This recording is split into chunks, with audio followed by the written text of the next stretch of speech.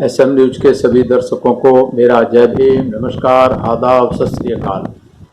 मैं वीरेंद्र सिंह आप सभी का स्वागत करता हूं एसएम न्यूज द्वारा प्रसारित की जा रही सीरीज बाबा साहेब कांशीराम, बहन कुमारी मायावती, बहुजन स्वाभिमान बसपा।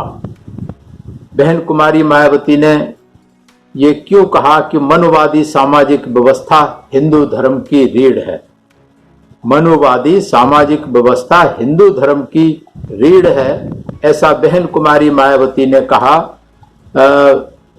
15 अक्टूबर सन 2001 में दिल्ली के कॉन्स्टिट्यूशनल क्लब पर 14 अक्टूबर को बाबा साहब का जो धम्म परिवर्तन दिवस है उस पर विशेष कैडर का चलाया था। पूरे दिन का, एक दिन का कैडर दिल्ली के पदाधिकारियों के लिए।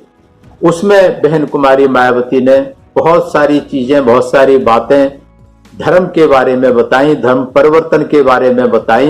बहन कुमारी मायावती ने कहा कि 14 अक्टूबर 1956 को बाबा साहब ने बहुत सोच समझ करके हिंदू धर्म छोड़कर बौद्ध धर्म अपनाने का काम किया था।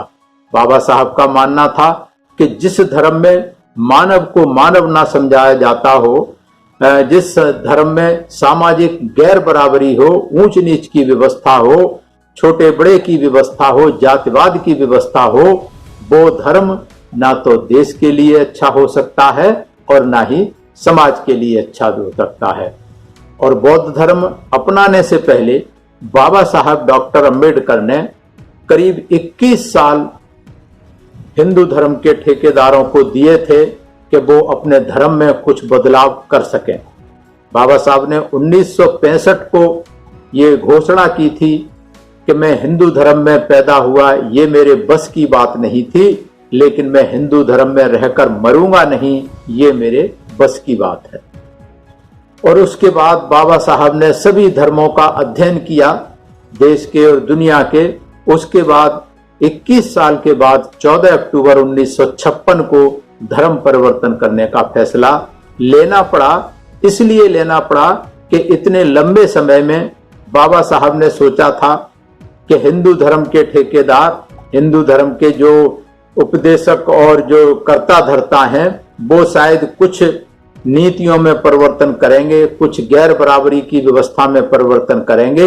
लेकिन जब ऐसा कुछ नहीं किया, कुछ नहीं सोचा, तो बाबा साहब ने मजबूरन 14 अक्टूबर 1956 को हिंदू धर्म छोड़कर और बौद्ध धर्म अपनाना पड़ा था।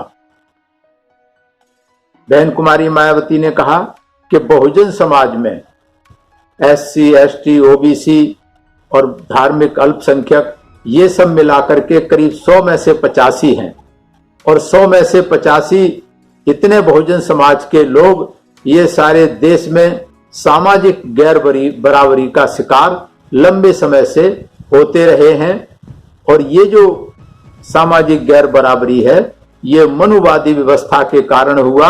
और मनुवादी व्यवस्था हिंदू धर्म की रीढ़ है। अगर हम हिंदू धर्म से इस मनुवादी व्यवस्था को, इस जातिवादी व्यवस्था को, इस वर्णवादी व्यवस्था को हटा देंगे तो फिर हिंदू धर्म खत्म हो जाएगा। हिंदू धर्म में कुछ भी नहीं बचता। इसका मतलब ये जो जातिवादी की व्यवस्था है, जो मनुवादी व्यवस्था है, इसी का दूसरा नाम हिंदू धर्म है। इस प्रकार हिंदू धर्म में जितना अंधविश्वास है वो दुनिया के किसी धर्म में, किसी कोने में नहीं है। ये जो हिंदू धर्म में जो गैर बराबरी है, जो ऊंच नीच की व्यवस्था है, ये हिंदू धर्म के संपर्क में जो भी आए हैं, हिंदुओं के संपर्क में जो भी आए हैं देश में और विदेश में, ये जो विषैला धर्म का जो विषैला, जो गैर बराबरी का विषैला जो अंश है, वो उन्होंने दूसरे धर्मों में भी घुसा दिया है। आज भारत में चाहे तो ईसाई हैं, चाहे वो मुस्लिम हैं, सभी में जातिवाद का जहर इस मनुवादी व्यवस्था ने घोल रखा है। और ये जिंदगी के, बाबा साहब ने कहा था कि जिंदगी के हर पहलू में, जिंदगी के बहुजन समाज के लोगों की जिंदगी के हर पहलू में पिछड़ेपन का अगर कोई कारण है तो वो मनुवादी व्यवस्था ही है। इसलिए बहन कुमारी मायावती ने आगे कहा कि बाबा साहब ने जब 14 अक्टूबर 1956 को लाखों अनुयायियों के साथ में बौद्ध धर्म अपनाया था, तो फिर बौद्ध धर्म की हमें सोचना चाहिए कि बौद्ध धर्म आखिर फैलाव क्यों नहीं हुआ, बौद्ध धर्म का फैलाव क्यों नहीं हुआ। जो होना चाहिए था इतने सालों में, बाबा साहब के बाद बाबा साहब के अनुयायियों ने इसका फैलाव नहीं हुआ। तो इसको सोचना चाहिए कि इसके कारण क्या रहे।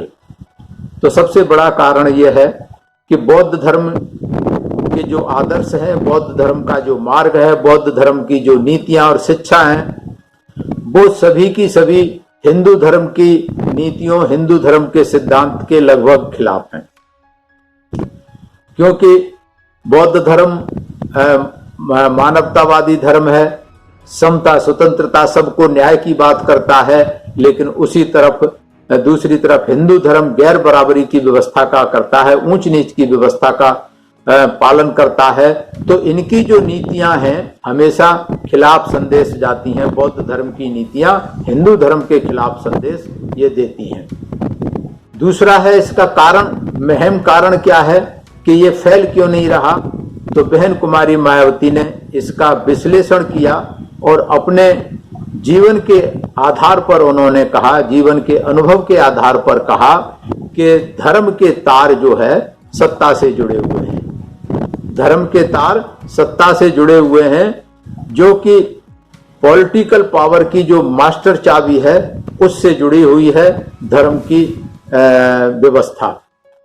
भारत में चूंकि लंबे समय से जिनके हाथ में राजनीतिक सत्ता रही, पॉलिटिकल पावर की चाबी जिनके हाथ में रही, वो सभी लगभग 99% हिंदूवादी रहे, हिंदू नेता रहे, हिंदू व्यवस्था के मानने वाले रहे।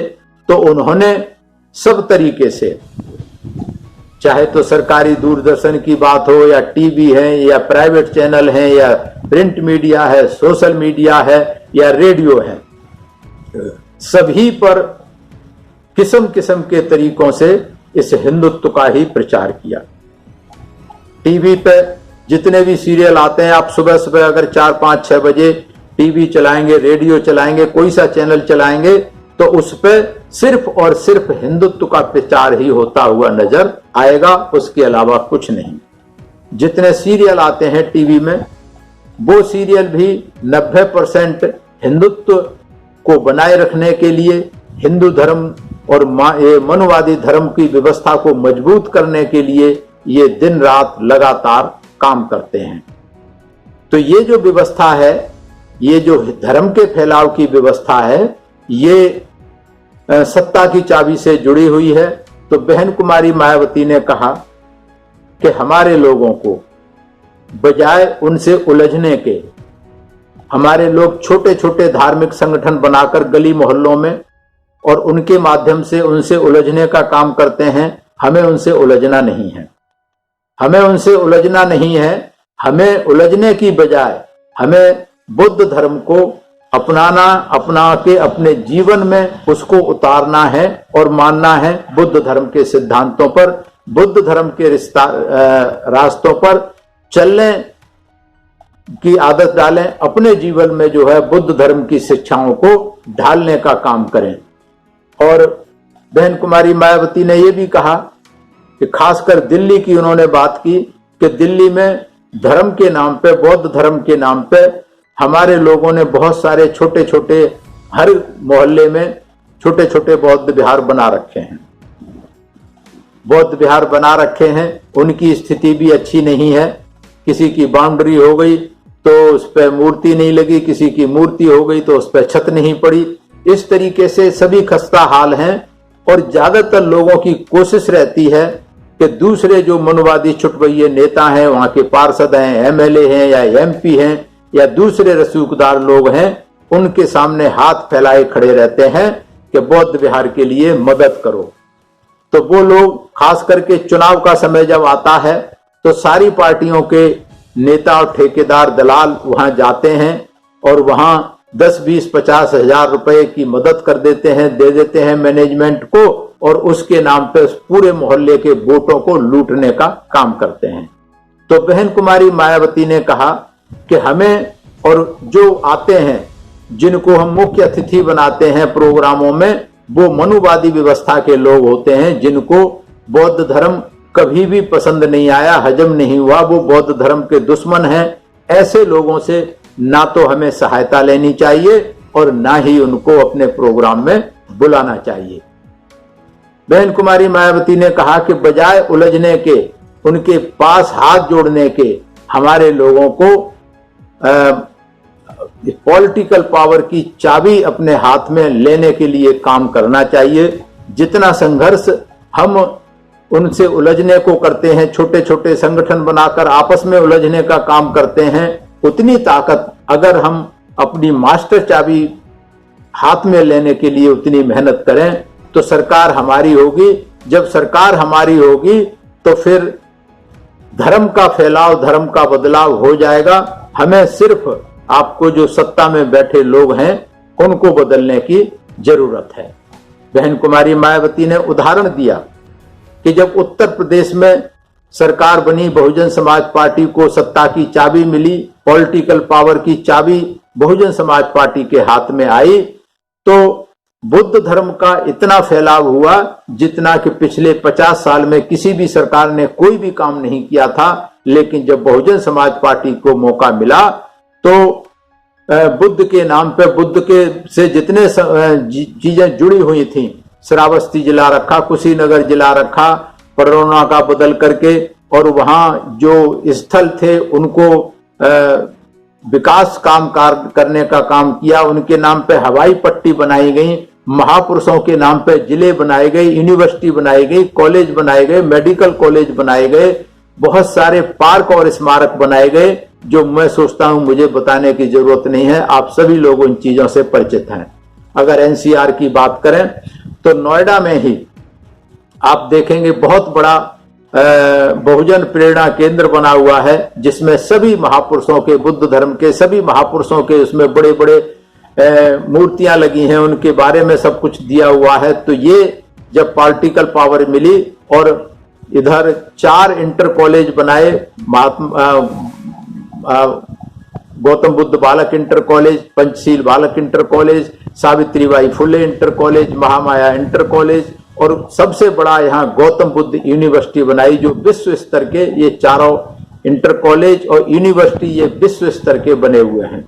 तो ये जो महापुरुषों को सम्मान देने का काम किया, जिन महापुरुषों ने सामाजिक परिवर्तन की लड़ाई लड़ी थी, उसमें अपना जीवन का बलिदान किया था, ऐसे सभी संतों, गुरुओं, महापुरुषों के नाम पर बहन कुमारी मायावती ने इतना सारा विकास किया, इतना सम्मान दिया। ये कब संभव हुआ?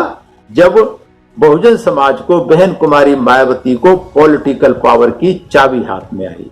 तो इसलिए बहुजन समाज के लोगों को बहन कुमारी मायावती ने कहा कि हमें सत्ता की चाबी लेनी चाहिए।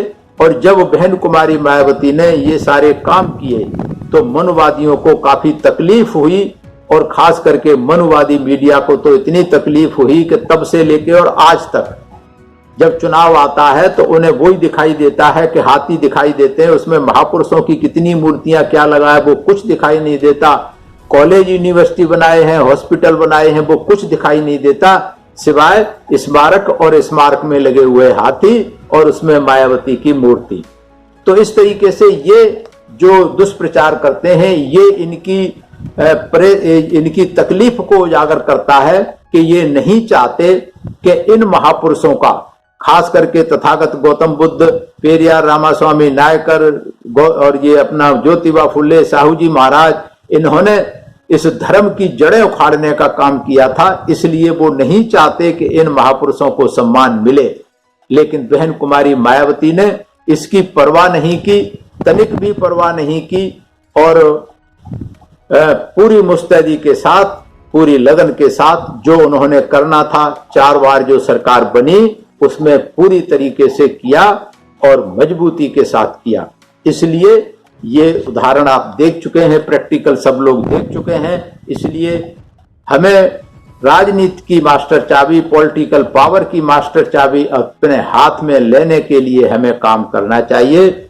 और ऐसा मेरा विश्वास भी है कि अगर बहुजन समाज के सभी लोग जो 100 में से 85 हैं, अगर अपनी वोट की कीमत हम अपने समाज के लोगों को समझा पाएंगे तो सत्ता लेना बहुत आसान है, जो कि उत्तर प्रदेश में करके दिखाया है। 2007 में एब्सोल्यूट मेजॉरिटी की बहुजन समाज पार्टी की सरकार बनी थी, तो वो दोबारा भी बन सकती है, प्रदेश में भी बन सकती है और केंद्र में बन सकती है। बहन कुमारी मायावती प्रधानमंत्री बन सकती है, बशर्ते कि बहुजन समाज के लोग अपने वोट की कीमत को समझ जाएं और सिर्फ ज्यादा नहीं 35-40% वोट चाहिए जिसमें केंद्र में सरकार बन सकती है।